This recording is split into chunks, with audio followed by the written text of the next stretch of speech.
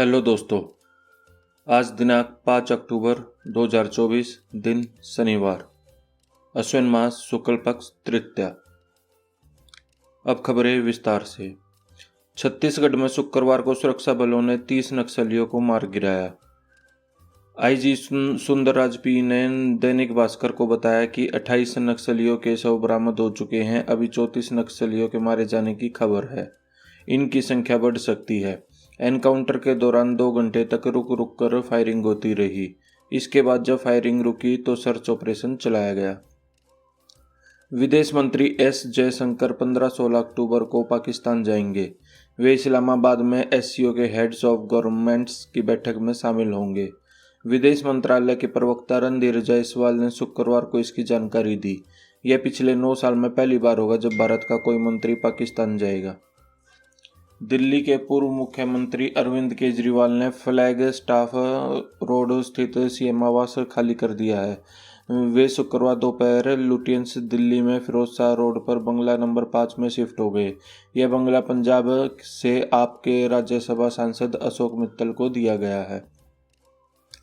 केजरीवाल अपनी पत्नी सुनीता केजरीवाल, माता पिता और दोनों बच्चों के साथ शिफ्ट हुए हैं। हरियाणा विधानसभा चुनाव में वोटिंग से एक दिन पहले कांग्रेस सांसद कुमारी सैलजा ने फिर से सीएम पद पर दावेदारी ठोकी है। उन्होंने कहा कि अगर कांग्रेस जीतती है तो सीएम का चयन पार्टी हाईकमान करेगी, लेकिन उन्हें नजरअंदाज नहीं किया जा सकता। उन्होंने कहा कि वह एक वरिष्ठ नेता है और उनका वजन इतना है कि उन्हें शीर्ष पद के लिए सबसे आगे माना जा सकता है। हरियाणा के हिसार में भाजपा प्रत्याशी भव्य बिश्नोई के कार्यक्रम में एक व्यक्ति की गाड़ी अर्बन क्रूजर को 2 युवकों ने जला दिया। युवकों ने इस घटना को कार्यक्रम से भव्य बिश्नोई के जाने के बाद अंजाम दिया। दोनों बाइक पर सवार होकर आए थे। पहचान से बचने के लिए दोनों ने अपने मुंह कपड़े से ढके हुए थे। सिरसा में चेकिंग के दौरान शहर थाना पुलिस ने गाड़ी सवार एक व्यक्ति से 30 लाख रुपए की नकदी जब्त की है। पुलिस अधीक्षक विक्रांत भूषण ने बताया कि विधानसभा चुनाव के मद्देनजर पुलिस टीम सिटी थाना रोड क्षेत्र में व्हीकल चेकिंग कर रही थी। गाड़ी में से 30 लाख रुपए की नकदी बरामद हुई है। युवक नहीं दे पाए संतोषजनक जवाब। आंध्र प्रदेश के सीएम चंद्रबाबू नायडू ने शुक्रवार को भगवान तिरुपति को सिल्क से बने कपड़े भेंट किए।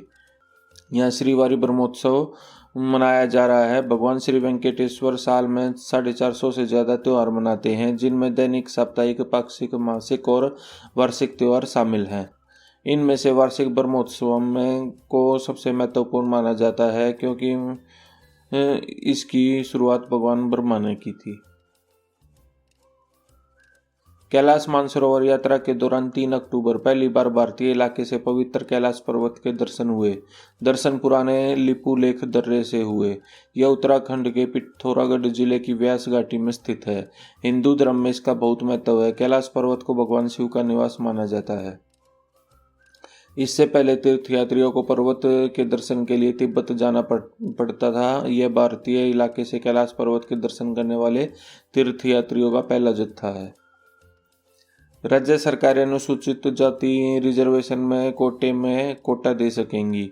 सुप्रीम कोर्ट की 7 जजों की संविधान पीठ ने इसके खिलाफ लगी पुनर्विचार याचिकाओं को शुक्रवार को खारिज कर दिया।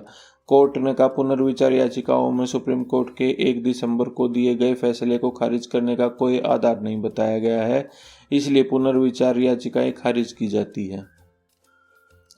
महाराष्ट्र विधानसभा के डिप्टी स्पीकर नरहरी झिरवल ने शुक्रवार को मंत्रालय की 3री मंजिल से छलांग लगा दी।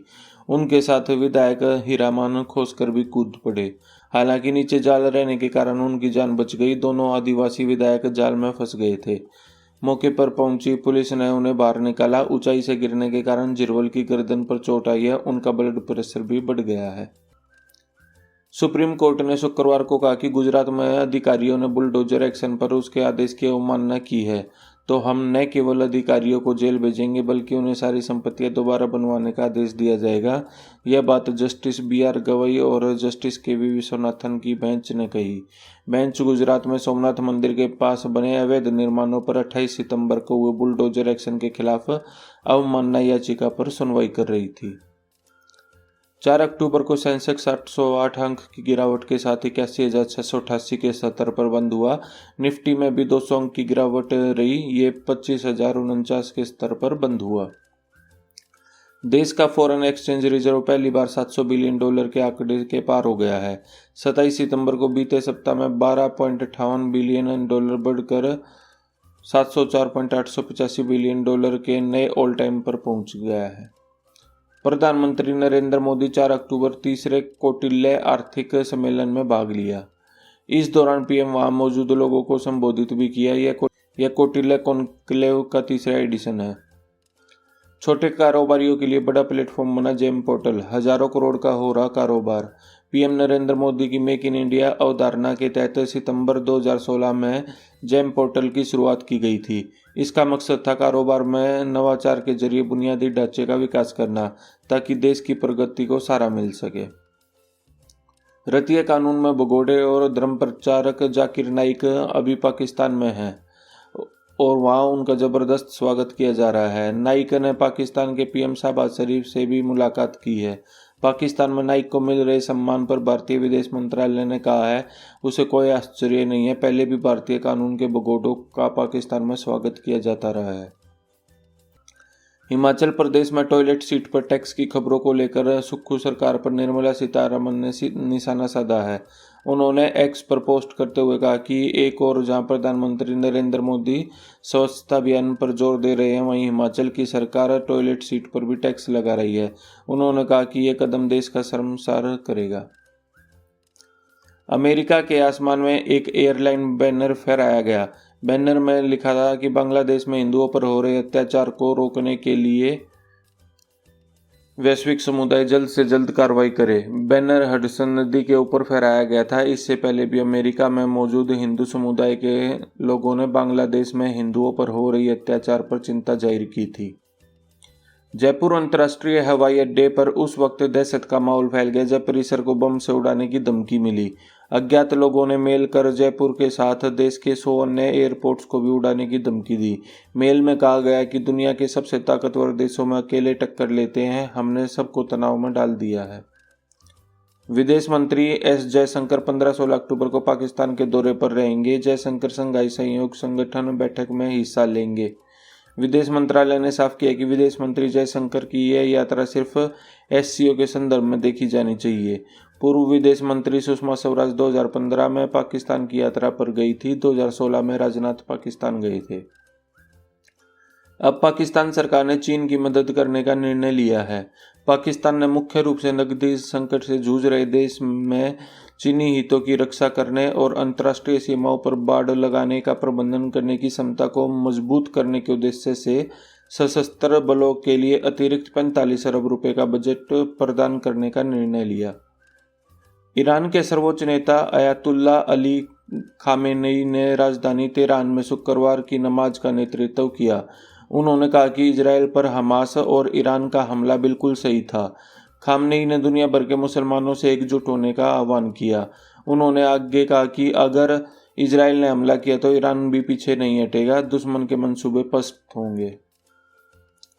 इजरायली सेना की तरफ से लेबनान में हवाई हमले जारी हैं। लेबनानी स्वास्थ्य मंत्रालय ने बताया कि पिछले 24 घंटों में लेबनान के विभिन्न क्षेत्रों पर इजरायली हवाई हमलों में मरने वालों की संख्या 37 हो गई है, जबकि घायल होने वालों की संख्या 151 है।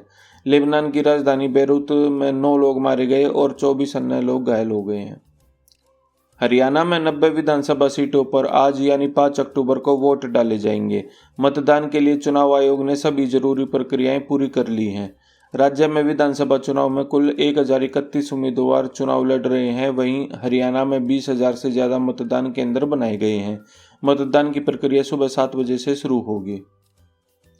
जम्मू कश्मीर में विधानसभा चुनाव के बाद किसी भी दल को बहुमत न मिलने की आशंकाओं के बीच नेशनल कॉन्फ्रेंस और भाजपा के बीच गठजोड़ की अटकलें शुरू हो गई हैं। इसी क्रम में श्रीनगर के पूर्व मेयर जुनैद अजीम मट्टू ने दावा किया है कि नेशनल कॉन्फ्रेंस के अध्यक्ष डॉक्टर फारूक अब्दुल्ला की पहलगाम में भाजपा के कुछ नेताओं के साथ मुलाकात हुई है। तो दोस्तों, आपको हमारी ये वीडियो कैसी लगी? अगर आपको हमारी ये वीडियो अच्छी लगी हो तो लाइक, शेयर और सब्सक्राइब करना ना भूलें। Thanks for watching.